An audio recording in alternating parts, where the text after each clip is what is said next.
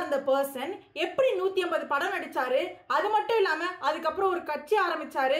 ஒரு special reason இருக்கு, ஒரே ஒரு வருஷத்திலேயே 18 படம் நடிச்சாரு. யார் இவருன்னு பாத்தீங்க அப்படின்னா நம்மளோட விஜயகாந்த். இது top 100 interesting people series episode 7 Vijayaraj என்கின்ற விஜயகாந்த். இவரோட ஒரிஜினல் நேமே பாத்தீங்க அப்படின்னா விஜயராஜ் தான்.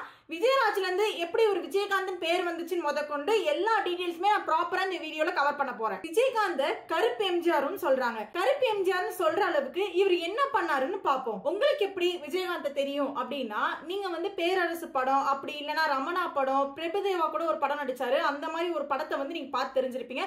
இது எல்லாமே எங்க பாத்திருப்பீங்க அப்படின்னா நம்மளோட டெய்லி பாக்குற டிவில வந்து அடிக்கடி ரிப்பீட்டடா போட்டு இருந்திருப்பாங்க. சோ அதுல நம்ம வந்து இப்படி ஒரு பர்சன் இருக்காங்க அப்படின்னு நம்மளுக்கு தெரிஞ்சிருக்கும். கொஞ்சம் வருஷத்துக்கு முன்னாடி நம்மளோட விஜயகாந்த் பேர்ல பாத்தீங்க அப்படின்னா லட்சக்கணக்கான ட்ரோல் இருந்தது.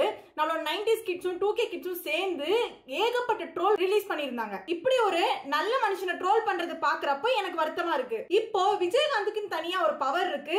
விஜயகாந்தால நிறைய மக்கள் வந்து சந்தோஷமா இருந்தாங்க. விஜயகாந்த் பொலிட்டிக்கல் டெசிஷன் எடுக்கிறப்ப கூட நிறைய பேர் வந்து திட்டி ட்ரோல் பண்ணிருந்தாங்க. இதெல்லாம் ஏன் நடந்ததுன்னு பாத்தீங்க அப்படின்னா இன்டர்நெட் மூலமா அவரோட விஷயங்கள் தெரிஞ்சதுனாலதான் பண்ணிருக்காங்க. அவரோட வந்து உண்மையான கேரக்டர் என்ன அப்படின்னு யார் மக்களுக்கும் தெரியல. ஒரே ஒரு ஆள் கூட விஜயகாந்தால நான் இவ்ளோ கஷ்டப்பட்டிருக்கேன்னு யாருமே சொல்ல மாட்டாங்க. இவரு 100% வந்து நல்லது மட்டுமே பண்ணி வாழ்ந்திருக்காரு. இவரு சாகுறப்பதான் இந்த விஷயம் எல்லாமே வெளியே வருது. இவரு 1950ல நார்மலா மதுரையில பிறந்த ஒரு பர்சன். இவர் பெருசா வளர்ற வரைக்கும் ரொம்ப துருத்துருன்னு ரொம்ப சினிமல் வேலை எல்லாம் பண்ணிட்டு இருப்பாரு. இவரை வளர்க்கறதே ரொம்ப கஷ்டமா தான் இருந்துச்சு அப்படின்னு சொல்றாங்க. எம்ஜிஆர் வந்து என்ன நல்லதெல்லாம் பண்ணிட்டு இருந்தாரோ அதே மாதிரிதான் வந்து நம்ம விஜயகாந்த் பண்ணிருக்காரு. அதனால வந்து கடைசியா என்ன சொல்லிருக்காங்க பாத்தீங்க அப்படின்னா இவர் வந்து கொஞ்சம் கருப்பா இருப்பாரு நம்ம விஜயகாந்த். அதனால வந்து இவர் வந்து கருப்பு எம்ஜிஆர் அப்படின்னு சொல்றாங்க. விஜயகாந்த் 10th வரைக்கும் தான் படிச்சாரு. நிறைய ஃப்ரெண்ட்ஸோட தான் வெளியெல்லாம் சுத்திட்டு இருப்பாரு. சோ சுத்தமா வந்து லைஃப்ல பொறுப்பே இல்லைன்னு சொல்லி அவங்க அப்பா அடிக்கடிக்கு வந்து சொல்லிட்டே இருப்பாரு. இவருக்கு பொறுப்பே இல்லைன்னு சொல்லிதான் அவங்க அப்பா என்ன பண்ணிருக்காருன்னா, அவங்க அப்பா வந்து கொஞ்சம் வெல் செட்டில்டு ஃபேமிலி. அந்த காலத்திலேயே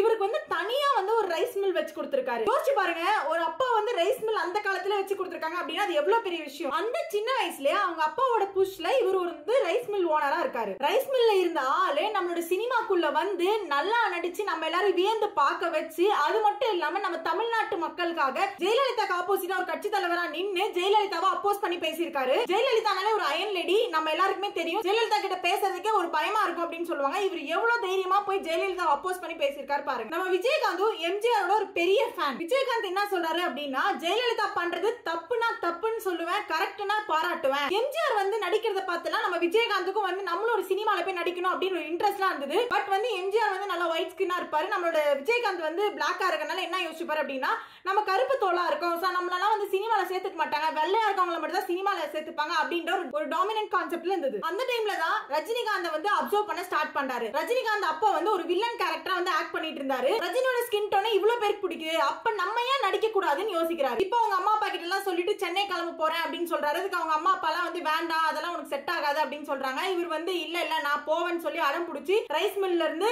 சென்னைக்கு சினிமா ஃபீல்டுக்கு வந்துட்டாரு. அவ்வளவு சீக்கிரத்துல வந்து ஒரு மூவில நடிக்கிற சான்சஸ் யாருக்குமே கிடைக்காது. இப்ப நம்ம சென்னையிலுமே நிறைய பேர் ட்ரை பண்ணிட்டு இருப்பாங்க. ஒரு டைரக்டர் ஆகணும், ஒரு அசிஸ்டன்ட் டைரக்டர் ஆகணும் ட்ரை பண்ணிட்டு இருப்பாங்க. பட் அது கஷ்டமான விஷயம் தான். இவர் தட்டு தடுமாறி ஒரு ப்ரொடியூசர் கிட்ட போய் பேசி ஒரு சின்ன சான்ஸ் கிடைக்குது. இப்போ அவரோட ஒரிஜினல் பேர் பாத்தீங்க அப்படின்னா விஜயராஜ் தான். இது வரைக்கும் இவரு இன்ஸ்பயர் ஆகி வந்த பர்சன் தான் ரஜினிகாந்த். ரஜினிகாந்தோட பேர் பாத்தீங்க அப்படின்னா காந்தன் முடியறத நம்மளும் வச்சுக்கலாம், இது நல்லா இருக்கு, இவர் நல்ல பவர்ஃபுல்லா இருக்கு அப்படின்னு சொல்லிட்டு இவர் வந்து விஜயராஜ்ல இருந்து விஜயகாந்தா மாத்திக்கிட்டாரு. விஜயகாந்த் நம்ம ரஜினிகாந்த் மாதிரி நடிக்கணும்னு சொல்லி சினிமாக்குள்ள வந்தாரு. எம்ஜிஆர் மாதிரி வாழணும் அப்படின்னு நினைச்சு சினிமாக்குள்ள வந்தாரு. இப்போ எம்ஜிஆர் ரஜினிகாந்த் இவங்க ரெண்டு பேரும் பத்தி நான் தனியான லைஃப் ஸ்டோரியும் நான் பேசி போட்டிருக்கேன். இவருக்கு ஒரு சின்ன சான்ஸ் கிடைச்சப்போ இவர் ஃபர்ஸ்ட் ஒரு படம் நடிக்கிறாரு. அந்த படம் நடிச்சு அந்த படமும் ஃபெயிலியர்ல போய் நிக்குது. நெக்ஸ்ட் ரெண்டாவதா ஒரு மூவி பண்றாரு, அந்த மூவியும் ஃபெயிலியர்ல போய் நிக்குது. இப்போ அது எவ்வளவு பெரிய கஷ்டமான சூழ்நிலை இருந்திருப்பா. இதுக்கப்புறம் என்ன பண்றாரு பாத்தீங்க அப்படின்னா, இது எல்லாத்த விட ரொம்ப நிறைய ஹார்ட் ஒர்க் பண்றாரு. 3 டைமுமே 3 ஷிஃப்ட்டுமே அவர் வந்து செட்ல தான் இருப்பாருன்னு சொல்றாங்க.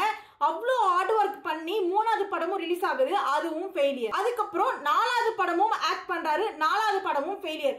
யோசிச்சு பாருங்க, இதெல்லாம் நம்பவே முடியல. எப்படிடா இப்படி ஒரு சிச்சுவேஷன்ல அவர் வந்து வாழ்ந்திருப்பாரு அப்படின்ட்டு. அப்போ அந்த சிச்சுவேஷன்ல கூட மனசு விட்டு கீழே ஏறாங்க, மேல முயற்சி பண்ணிருக்காரு. இதான் நான் உங்களுக்கு சொல்லி தரேன். எவ்வளவு உங்களுக்கு தடங்கள் வாழ்க்கையில வந்தாலும் சரி, நீங்க வந்து முயற்சியை மட்டும் விட்டுறவே கூடாது. முயற்சி மேல் முயற்சி பண்ணா மட்டும்தான் கூடிய சீக்கிரம் அந்த கோல் வந்து உங்களால அச்சீவ் ஆக முடியும். இப்போலாம் ஒரு ஹீரோ வந்து ஒரு மூவி நல்லா பண்ணல, ஒரு மூவியோட ரிவ்யூ வந்து நல்லா வரல அப்படின்னா எவ்வளவு ட்ரோல் பண்றாங்க. இப்ப ரீசெண்டா பாத்தீங்க அப்படின்னா கங்குவா எடுத்துக்கோங்க. கங்குவா கூட வந்து பின்னாடி எவ்வளவு ஹார்ட் ஒர்க் இருக்கு தெரியுமா? அந்த டீமுக்கு பின்னாடி நிறைய ஹார்ட் ஒர்க் பண்ணிருக்காங்க, அவ்வளவு காசை வந்து செலவழிச்சிருக்காங்க.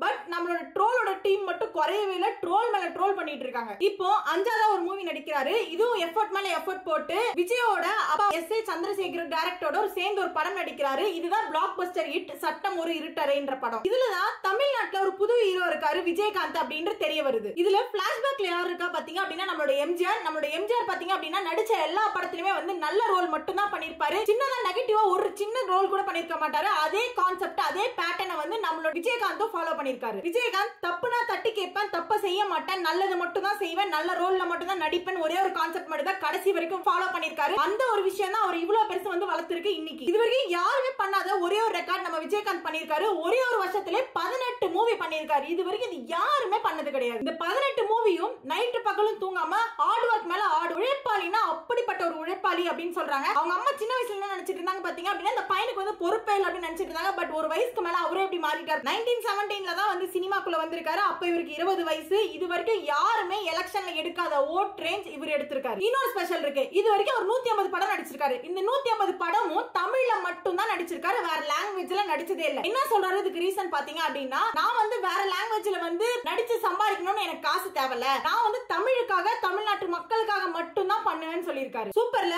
ஒரு செலிபிரிட்டி தமிழுக்காக தமிழ்நாட்டு மக்களுக்காக நான் வாழ்வேன்னு சொல்றது. இது வரைக்கும் ஒரு ஹீரோ கூட வந்து பிச்சைக்காரனா நடிச்சதே கிடையாது.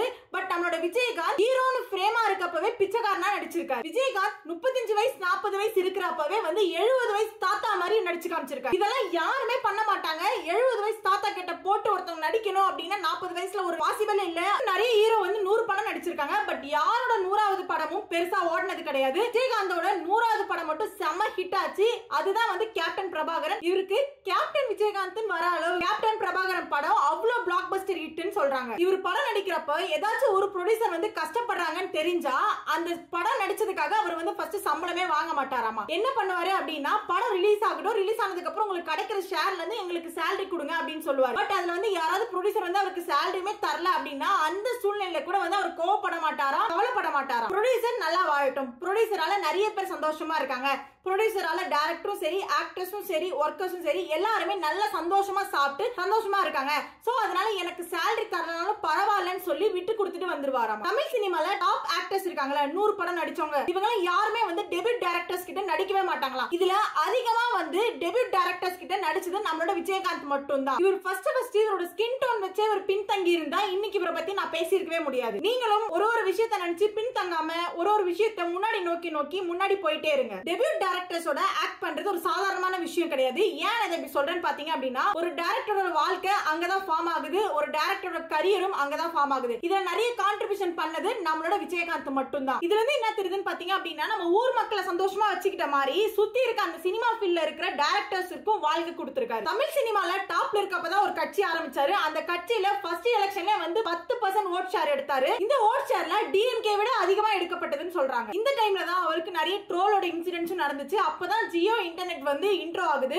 அன்லிமிட்டட் கொடுத்ததுனால எல்லாரும் இஷ்டத்துக்கு ட்ரோல் பண்ண ஆரம்பிச்சிட்டாங்க. அந்த ஒரே ஒரு இன்டர்நெட் மூலமா இவர் வந்து ட்ரோல் மெட்டீரியலாவே யூஸ் பண்ண ஆரம்பிச்சிட்டாங்க. இந்த டைம்ல விஜயகாந்த் கிட்ட ஒரு பிரஸ் மீட்ல கேக்குறாங்க, இவ்வளவு பேர் உங்களை ட்ரோல் பண்ணிட்டு இருக்காங்க, நீங்க என்ன யோசிக்கிறீங்க அப்படின்ற கேக்குறப்ப விஜயகாந்த் என்ன சொல்றாரு அப்படின்னா அவங்களுக்கு எல்லாம் வேற வேலை இல்ல, நமக்கு வேற வேலை இருக்குல்ல, அதை பார்த்துட்டு போவோம் அப்படின்னு சொல்றாரு. அவங்க சின்ன பசங்க என்னமோ பண்ணிட்டு போறாங்க அப்படின்னு சொல்லிட்டு போயிடுறாரு. விஜயகாந்த் அரசியல் வந்தப்போ ₹1 கூட யார்கிட்டயுமே டொனேஷன் வாங்கலன்னு சொல்றாரு. சொந்த காசு சொந்த பாக்கெட்ல இருந்து காசு எடுத்து போட்டு தான் அரசியலுக்கு வந்தாருன்னு சொல்றாங்க. விஜயகாந்த் வீட்டுக்கு யார் போனாலும் சாப்பிடாம அனுப்ப மாட்டாரு. அது மட்டும் இல்லாம யாரா இருந்தாலும் நல்லா இருக்கணும் அப்படின்னு யோசிப்பாரு. விஜயகாந்த் ரொம்ப நல்ல பர்சன். அது மட்டும் இல்லாம யாரு ஆக்டர்ஸ் வந்து அரசியலுக்குள்ள வந்தாலும் விஜயகாந்த் அளவுக்கு போகவும் முடியாது, விஜயகாந்த் தொட்ட ஹைட்டுக்கு யாரால தொடவும் முடியாதுன்னு சொல்றாங்க. இப்ப இருக்க ஜெனரேஷனுக்கு விஜயகாந்த் வந்து ட்ரோல்ல மட்டும் தான் தெரியும். அது மட்டும் இல்லாம ரஜினிகாந்த் கமலுக்கு நடுவுல வந்தது விஜயகாந்த், கலைஞர் ஜெயலலிதாக்கு நடுவுல வந்தது நம்மளோட விஜயகாந்த். இவர் வந்து உடம்பு சரியாம தான் இறந்து போனாரு. இவருக்கு வந்து டயபெட்டிக்ஸ் இருந்துச்சு அப்படின்னு சொல்றாங்க. அதனால வந்து 3 விரலும் ஒரு கால்ல இருந்து வந்து எடுக்கப்பட்டாங்க அப்படின்னு சொல்றாங்க. கிட்டத்தட்ட வந்து 71 வயசுல தான் வந்து இறந்திருக்காரு. மக்களால தான் நம்ம வாழறோம்னு சொல்லி மக்களுக்காக போய் ஹெல்ப் பண்ணுவாராம். அது மட்டும் இல்லாம மக்களுக்கு எந்த சூழ்நிலையும் நம்ம கூட தான் நிக்கிறோம்னு ஒரு தைரியம் வரணும்னு சொல்லி எல்லா சூழ்நிலையும் போய் மக்கள் கூட நிப்பாராம். முன்னாடி எல்லாம் வந்து சினிமால என்ன பண்ணுவாங்க அப்படின்னா பொட்டலத்துல வந்து சாப்பாடு கொடுத்துட்டு அங்கங்க ஓரமா நின்று சாப்பிட்டுட்டு எல்லாரும் போயிடுவாங்களா, ஆளுக்கு ஒரு டைம்ல சாப்பிடுவாங்களாம். இவர் என்ன பண்ணிருக்காரு அப்படின்னு பாத்தீங்க அப்படின்னா அப்படிலாம் பண்ணக்கூடாது, எல்லாருக்கும் வந்து லஞ்ச் டைம் கண்டிப்பா ஒன்று இருக்கணும். சோ எல்லாரும் ஒன்னாதான் உட்காந்து சாப்பிடணும். டைரக்டர்ஸா இருக்கட்டும், ஆக்டர்ஸா இருக்கட்டும், ஒர்க்கரா இருக்கட்டும், யாரா இருந்தாலும் சரி ஒன்னா எல்லாரும் கீழே உட்காந்து சாப்பிடணும், இல்ல டேபிள் மாதிரி எல்லாரும் ஒன்னா உட்காந்து சாப்பிடணும்னு சொல்லி ஒரு ரூல்ஸ் போட்டிருக்காரு. இப்ப வரைக்கும் சினிமால அந்த ரூல்ஸ் தான் ஃபாலோ பண்ணிட்டு இருக்காங்க. இவர் வந்து 53 வயசுல வந்து டிஎம்டிகேன்னு ஒரு கட்சி ஆரம்பிச்சிருக்காரு. அப்ப எல்லாம் என்ன சொல்லிருக்காங்க பாத்தீங்க அப்படின்னா, இவர் வந்து ஒரு மேரேஜ் ஹால் வச்சிருந்தாரு. அந்த மேரேஜ் ஹால வந்து கவர்மெண்ட் வந்து ரோடு வந்து பெருசாக்கணும் அப்படின்னு சொல்லிட்டு இடிக்கணும்னு சொல்லிருக்காங்க. கவர்மெண்ட் வந்து இடிக்கிறாங்க அப்படின்னா இவருக்கு வந்து பொலிட்டிக்கல் பவர் இல்லாதனால தான் இடிக்கணும்னு சொல்றாங்கன்னு சொல்லி தான் இவர் கட்சிக்கு வந்திருக்காரு. இனிமே நம்மளால எதுவும் பண்ண முடியாது அப்படின்னு சொல்லிட்டு பின்னாடி எல்லாம் ஃபீட்பேக் பேசியிருக்காங்க. அதுக்கு விஜயகாந்த் என்ன சொல்றாரு பாத்தீங்க அப்படின்னா, அந்த பில்டிங் தான் எனக்கு முக்கியம் நினைச்சிருந்தா, எனக்கு பணம் தான் முக்கியம் நினைச்சிருந்தா நான் இடிக்க விட்டுருக்க மாட்டேன். நான் இதுக்காக கட்சிக்கு வரல, நான் மக்களுக்காக கட்சிக்கு வந்திருக்கேன். எனக்கு வந்து பணம் முக்கியம் கிடையாது, மக்களோட சந்தோஷம் தான் முக்கியம். சோ மக்கள் கஷ்டப்படுறாங்க அப்படின்னா அதை இடிக்கணும் தான், அதனாலதான் நான் வந்து இடிக்கிறதுக்கு அலோ பண்ணேன் அப்படின்னு சொல்றாரு. எந்த மக்கள் வந்து கஷ்டம் கேட்டாலும் பாக்கெட்ல இருந்து மணி எடுத்து கொடுத்து கஷ்டத்தை வந்து தீர்ப்பாராம். வாழ்க்கையில எவ்வளவு அடி மேல அடி வாங்கினாலும் அந்த அடியை வாங்கிட்டு மேல மேல ஏணி போட்டு ஏறி வந்த விஜயகாந்த் இன்னைக்கு நம்மளோட மக்கள் மனசு எல்லார் மனசுலயுமே வந்து ஒரு அச்சை பதச்சிட்டு போயிருக்காரு விஜயகாந்த் அப்படின்ட்டு. என்னோட இன்ஃபர்மேஷன் உங்களுக்கு யூஸ்ஃபுல்லா இருந்துச்சு அப்படின்னா மறக்காம என்னோட யூடியூப் ஃபேமிலியில ஜாயின் பண்ணிடுங்க. அது கூட சேர்ந்து அப்படியே அந்த பெல் பட்டனையும் கிளிக் பண்ணிட்டீங்க அப்படின்னா உங்களுக்கு எனி டைம் வீடியோ வந்துடும்.